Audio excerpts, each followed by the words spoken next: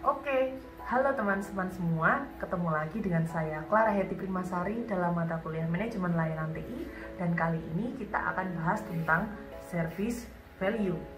Setelah pada pertemuan sebelumnya kita paham tentang terminologi utama dari ITIL 4 dan Manajemen Layanan TI, sekarang kita bahas tentang komponen-komponen apa saja yang membentuk value sebuah layanan.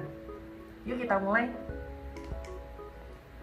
Dari sisi pelanggan, penyedia layanan harus memahami bahwa nilai atau value sebuah layanan adalah kombinasi antara fungsi layanan atau utility dan kualitas layanan atau warranty, atau dapat dirumuskan sebagai value sama dengan utility plus warranty.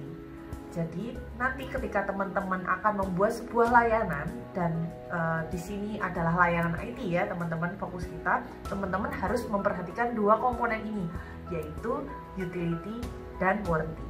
Kita akan bahas lebih detail pada slide berikutnya. Oke, inilah bagannya teman-teman ya. Jadi tentunya ketika kita membuat layanan, kita mau mendeliver value kepada pelanggan atau kepada pengguna layanan kita. Nah, sebelumnya tadi di slide sebelumnya sudah dijelaskan bahwa value itu terbentuk oleh dua komponen, yaitu utility dan warranty. Nah, di sini ada utility dan warranty teman-teman. Kita bisa lihat bahwa utility sendiri itu dibentuk dari dua komponen, yaitu performance supported dan constraints removed. Performance supported di sini adalah performa yang didukung oleh layanan yang ada.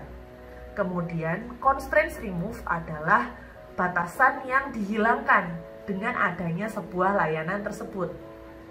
Nah, dua komponen ini dihubungkan dengan penghubung OR, yang artinya suatu layanan itu akan dikatakan mempunyai utility jika memenuhi minimal satu dari dua komponen ini.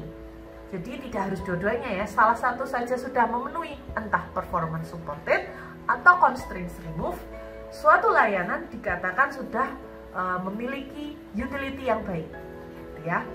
Kemudian untuk warranty di sini ada 4 komponen. Yang pertama adalah available enough, yang kedua capacity enough, yang ketiga continuous enough, dan yang terakhir secure enough. Berbeda dengan komponen dari utility yang dihubungkan dengan OR, di warranty mereka dihubungkan oleh AND. Sehingga artinya suatu layanan dikatakan memiliki warranty yang baik, memiliki warranty ya, apabila memenuhi keempat dari komponen warranty ini. Bagaimana Bu kalau hanya salah satunya? Kalau hanya salah satu atau salah dua atau salah tiganya, suatu layanan dikatakan belum memiliki warranty, ya teman-teman ya. Oke, jadi harus memenuhi semuanya. Nah, kita akan bahas apa itu utility dan warranty pada bagian berikutnya. Yuk kita bahas. Oke, nah, utility ini adalah apa yang pengguna peroleh dari sebuah layanan ya, atau what the customer gets.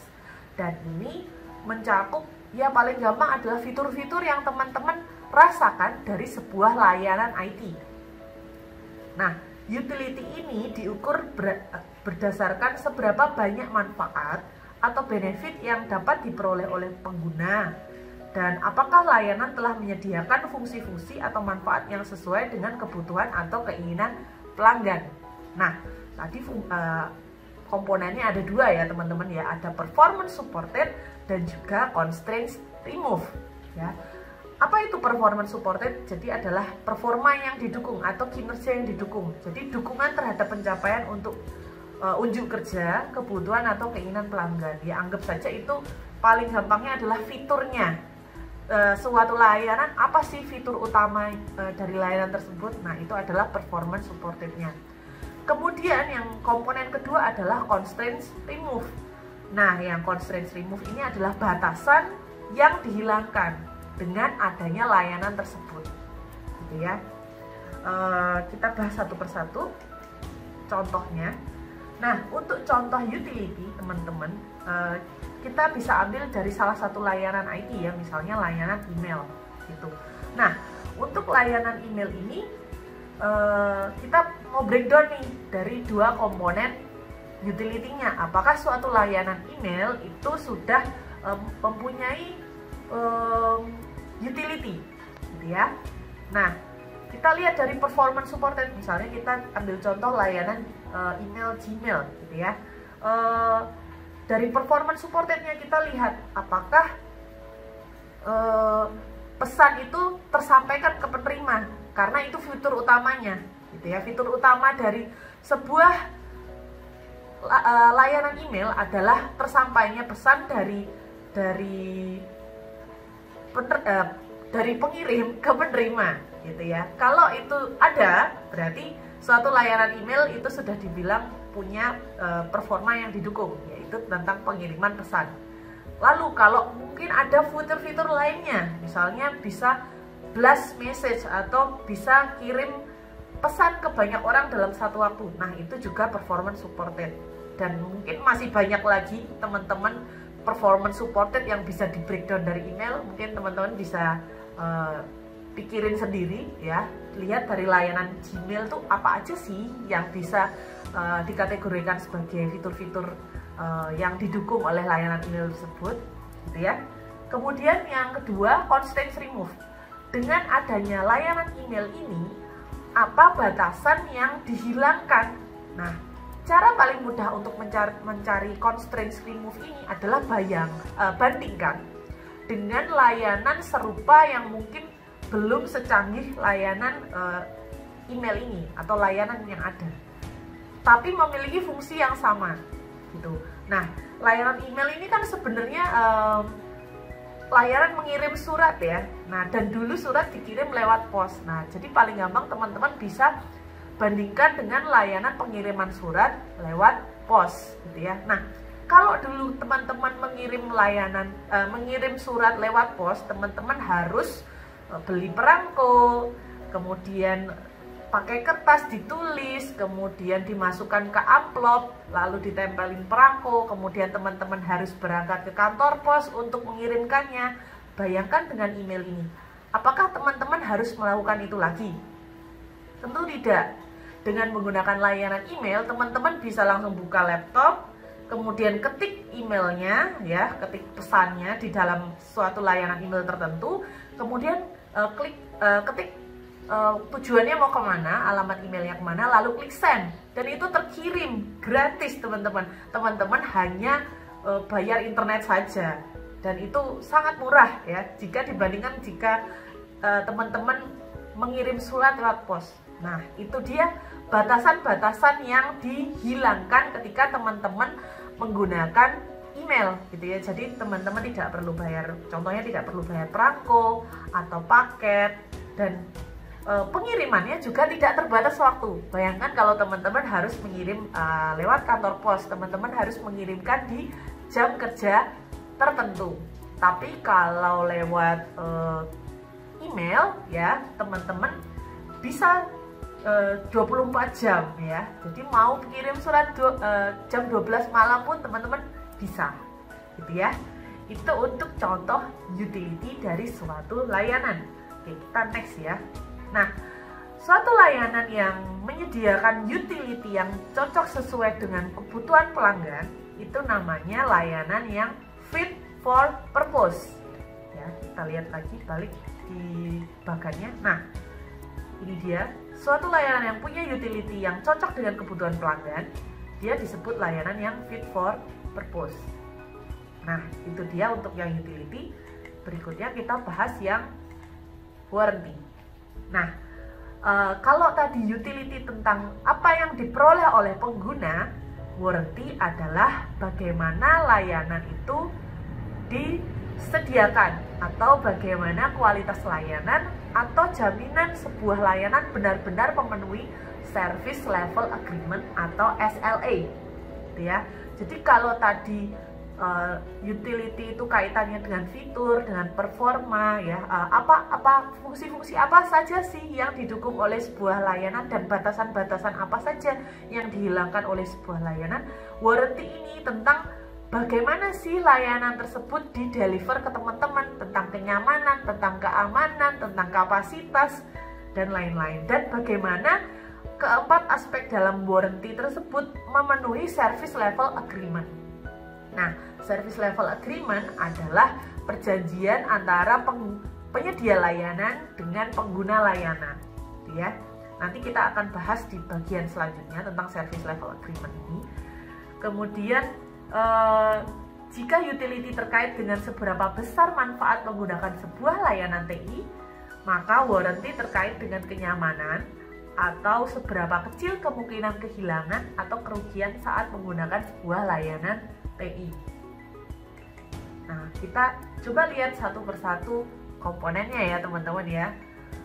Yang pertama adalah availability, yang kedua capacity, yang ketiga continuity, dan yang terakhir adalah security.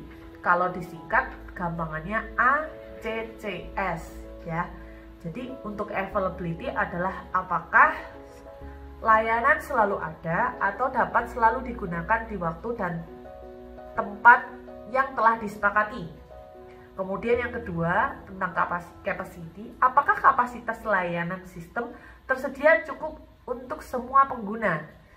Dan yang ketiga continuity, jika sistem rusak, apakah pelanggan dapat memperoleh layanan kembali dengan cepat, atau adakah layanan alternatif sistem lain yang dapat memastikan pelanggan tetap dapat menikmati layanan. Dan yang terakhir adalah security, apakah layanan tersebut aman dan melindungi informasi dan kepentingan pelanggan. Nah, kita akan breakdown satu-satu ya teman-teman ya.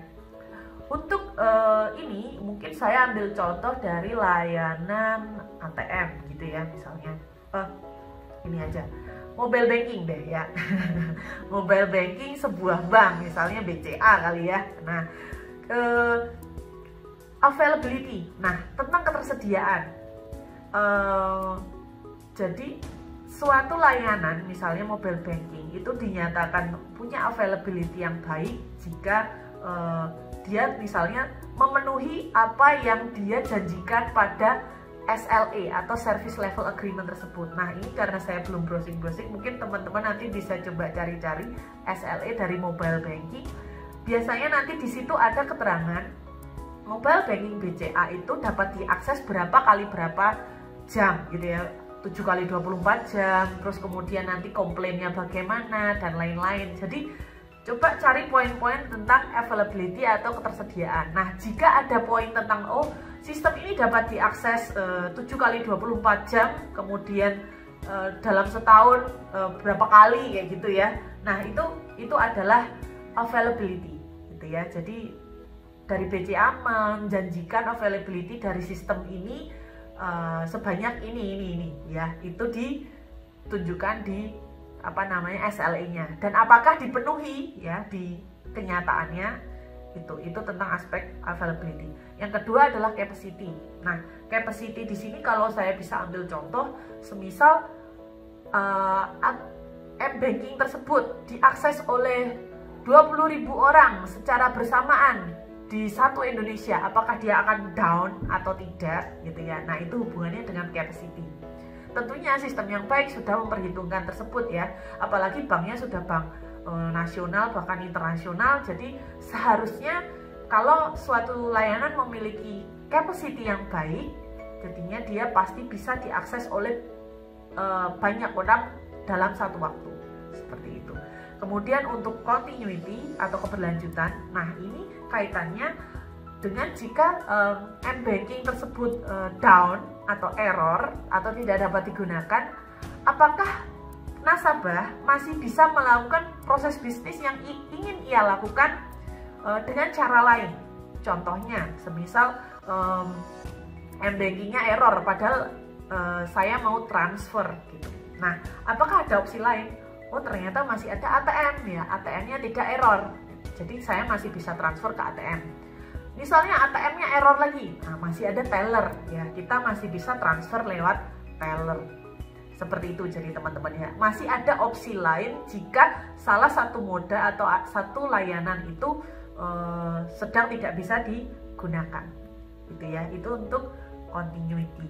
Kemudian untuk security atau keamanan, apakah layanan m-banking BCA tersebut menjaga keamanan kita sebagai nasabah gitu ya, menjaga keamanan data kita, apakah password kita disebarkan atau tidak, apakah informasi saldo yang konfidensial dari tabungan kita disebarkan atau tidak, apakah mereka menjamin itu. Nah, jika mereka menjamin itu, maka bisa dikatakan bahwa aspek security-nya sudah di-handle gitu ya. Jadi untuk melihat worthy dari sebuah layanan, teman-teman bisa lihat dari 4 aspek ini gitu ya. Itu dia. Kemudian sebuah layanan yang menyediakan warranty yang baik itu disebut layanan yang fit for use. Kalau tadi utility adalah fit for purpose, maka yang memiliki warranty yang baik adalah fit for use. Ini sesuai dengan bagan yang ada di slide kedua ya. Jika utility adalah fit for purpose ya, maka kalau layanan punya warranty yang baik adalah fit for use. Nah, kalau sebuah layanan sudah fit for purpose dan fit for use, maka sebuah layanan dikatakan memiliki value untuk pengguna mereka.